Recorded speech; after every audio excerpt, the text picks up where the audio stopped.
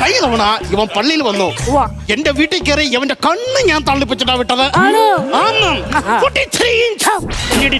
ഓ ഇപ്പൊ ഇഞ്ചി ചെന്നവന്റെ നെഞ്ചിലടിച്ചേനെ. കേക്കണോ? ഇവന് ഞാൻ കഴിക്കാനാന്ന് പറഞ്ഞ് സൂത്രത്തിൽ വിളിച്ചു വരുത്തി. എന്റെ വീട്ടിലെ TV കണ്ട് കണ്ണ് തള്ളി. അതിന് പകരം നിന്നെ കണ്ണ് തള്ളിക്കാനാണ് ഞാൻ ഈ ആഴ്ച നിന്നെ ഇങ്ങോട്ട് വിളിച്ചത്. എന്തിന്? നീ എന്നെ ഇവിടെ ഒരു ചെറിയ TV കാണിച്ച് കണ്ണ് തള്ളിച്ചെങ്കിൽ എന്നെ ചെറുക്കനെ ജർമ്മനിലേക്ക് വിളിച്ചു പറഞ്ഞു പടമണ്ടാരനൊരു സാധനം ഇവിടെ മേടിച്ചു വെച്ചു.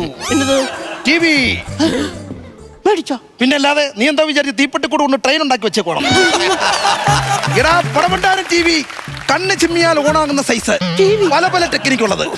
നീ ഇതിന്റെ പകുതി അവിടെ കാണിച്ചെങ്കിൽ അതിന്റെ മുക്കാൽ വലിപ്പമുള്ള ഇവിടെ കാണിക്കും ഞാൻ. കേട്ടോടാ രാവുണ്ണി, എപ്പോഴും ഇവനിങ്ങനെയാ. ഞാൻ എന്തെങ്കിലും സാധനം മേടിച്ചാൽ അതിന്റെ വലിയ സാധനം ഇവനും മേടിക്കും.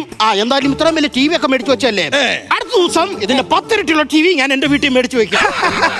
പൊളിയും. എന്താ? കാരണം ഇത് ന്യൂ എഡിഷൻ ആണ്. ഇതിറങ്ങി 5 മാസം കഴിഞ്ഞിട്ട് പുതിയ സാധനം കമ്പനി ഇറക്കും. ഞാൻ തോറ്റു. വീണ്ടും തോറ്റു. മോനെ ചെറുക്കാട്ടാ, ആ റിമോട്ടറാ അവനൊന്ന് കണ്ണ് തള്ളട്ടെ. അവന്റെ റിമോട്ടർ അവനെ ഞാൻ ഇന്ന് കണ്ണ് തള്ളിക്കും. ഞാൻ കണ്ണ് തള്ളിക്കും കേട്ടോടാ. എടാ ഇവിടെ പടക്കം കിട്ടുമെങ്കിൽ അറേഞ്ച് ചെയ്യണം. കണ്ണ് തള്ളുമ്പോൾ കൂട്ടിയിട്ട് പൊട്ടിക്കാം.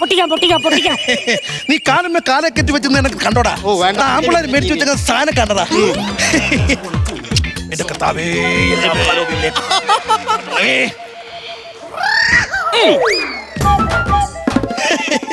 എവിടെ?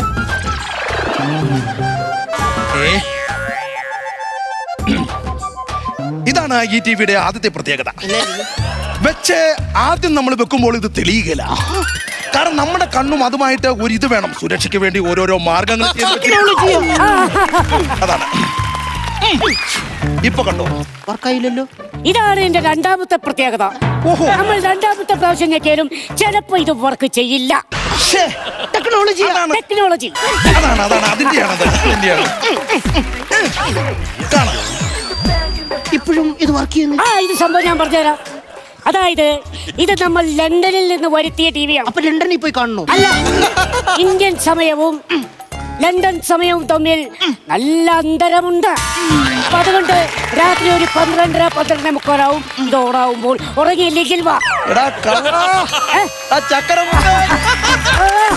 ഞാൻ അങ്ങോട്ട് പോയപ്പോ ഇതിന്റെ മറ്റേ ഡീറ്റെയിൽസ് എല്ലാം വായിച്ചങ്ങ് പഠിച്ച് കാറ്റലോഗ് ഞാൻ വായിച്ച് പിന്നെ തോപ്പിച്ച് ടെക്നോളജി കാണാ.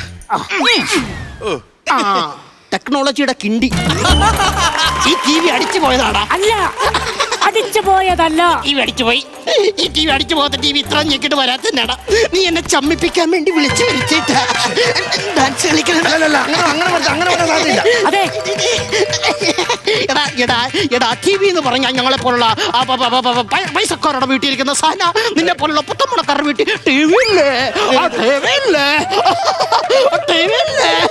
ടെക്നോളജിയാ.